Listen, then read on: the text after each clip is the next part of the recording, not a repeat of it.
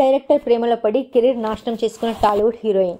సినీ రంగంలో ఎందరో స్టార్ హీరోయిన్లు డైరెక్టర్ల ప్రేమలో పడుతుంటారు, పెళ్లిళ్లు చేసుకుంటూ ఉంటారు. ఇందులో కొన్ని ప్రేమలు పెళ్లిళ్ల వరకు వెళ్లి సక్సెస్ అవుతుంటాయి, కొన్ని ప్రేమ పెళ్లిళ్లు త్వరగానే పెటాకులు అవుతుంటాయి.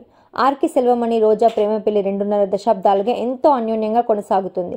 అలాగే రమ్యకృష్ణ కూడా దర్శకుడు కృష్ణవంశీని పెళ్లి చేసుకుని జీవితం కొనసాగిస్తోంది. నయనతార కూడా దర్శకుడు విఘ్నేష్ను ప్రేమ వివాహమే చేసుకుంది. అయితే అచ్చ తెలుగు హీరోయిన్గా మంచి పేరు తెచ్చుకున్న ఓ హీరోయిన్ మాత్రం కెరీర్ పీక్స్లో ఉండగానే ఓ దర్శకుడు ప్రేమ వివాహం చేసుకుంది. ఈ ప్రేమ వివాహం ఆ హీరోయిన్ కెరీర్కు బ్రేక్ వేసి పడేసింది. తర్వాత వీరి వైవాహిక జీవితంలోని ఇబ్బందులు వచ్చి చివరకు వారు విడిపోయారు. ఆ హీరోయిన్, ఆ డైరెక్టర్ ఎవరో కాదు, సూర్యకిరణ్ కళ్యాణి. సూర్యకిరణ్ మలయాళీ అన్నపూర్ణ బ్యానర్లో వచ్చిన సత్యం సినిమాతో దర్శకుడిగా తొలి ప్రయత్నంలోనే సూపర్ హిట్ కొట్టాడు.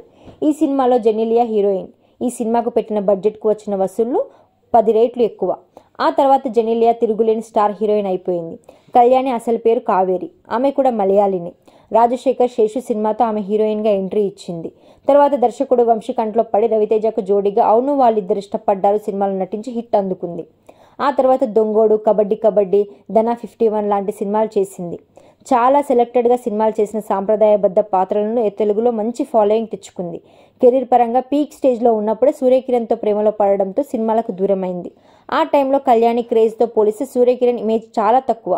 ఆ తర్వాత సూర్యకిరణ్కు వరుస ఫ్లాప్లతో ఇండస్ట్రీ పట్టించుకోలేదట.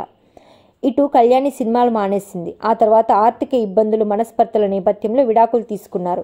ఏదేమైనా సూర్యకిరణ్ ప్రేమలో పడ్డ కళ్యాణ్ని పెళ్లి చేసుకోకుండా కొంతకాలం హీరోయిన్గా కొనసాగి ఉంటే ఆమె టాలీవుడ్లో మరికొన్ని మంచి సినిమాలు చేసి ఉండేది.